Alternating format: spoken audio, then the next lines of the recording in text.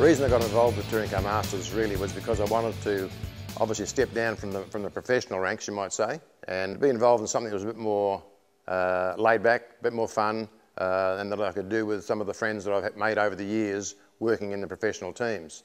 So I chose Touring Car Masters because basically, I was back to where I started. I started in the 60s style of car, Mustangs and little Anglias and all that. So to go back to a 64 Falcon Sprint suited me. Well, the quality of the racing in TCM is very, very good because you've got a mixture of sort of semi-professional guys like myself and chaps who have done a lot of racing in their history, like John Bowe, Andrew Madiki. But of course there is a slight gap between some of the cars and our cars, but that is closing rapidly. But the only thing really in our class at the moment is there's just a little bit too much rubbing, you might say, and that can lead to damage for everyone, which no one wants. Well, an overview is basically its specification is basically like it was when it raced. It's a 289 V8 engine, which I have because that's the engine the car came out with, the size of engine. Obviously it has better brakes than what they had in their day, but everyone has the same size brakes in our class. It has a NASCAR style G-Force 101 gearbox, and that's still a 4-speed as it had in its day, but it's a lot stronger. So the class is really looking at making the cars ultra reliable so that they don't cost a lot to run. They evolve over the years that you've been racing them. Little rule changes here and there, but nothing major. The car obviously now is a lot faster than what it was in '64. I think I see the future of Touring Car Masters to be very, very strong. At the moment we're a class that has cars up to 1976. Now, I don't think that should change for 10 or 20 years because the cars will be more interesting for people to watch in 10 years than they are now probably because no one will have seen the cars before. Well, safety of course has changed massively because when I first started you didn't need overalls.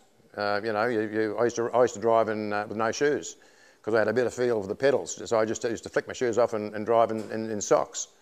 No fireproof clothing. I had a helmet, of course, but it's changed, incredibly. And also, track safety has changed a lot. I mean, anytime you hop in a car and you're doing over 100 miles an hour, really nothing is safe. But tracks now are really trying hard to make, every part of the circuit reasonably safe.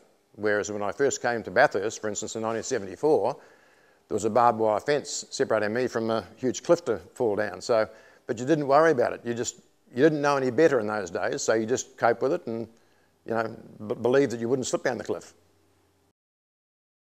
Well, I think the motorsport industry, as well as the automotive industry in general, will always continue on. I mean, the car shapes might change and the regulations may change, but as we've seen with the V8 supercar, we had Holden and Ford, and that was it. No one else was allowed in there. All of a sudden now we've got Nissan, we've got Mercedes-Benz, we've got Volvo, and that's the best thing that's ever happened to it. The thing is that one day Ford probably won't have a Falcon.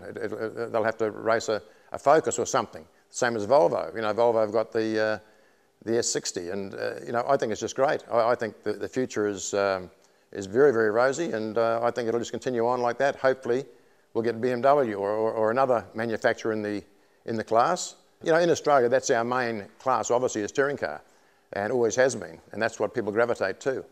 But no, I think it's as healthy as it's ever been. Now, you might say with Ford and Holden pulling out of manufacturing, I don't think that'll make any difference. Ford and Holden will still be here selling cars as hard as they can, like they used to.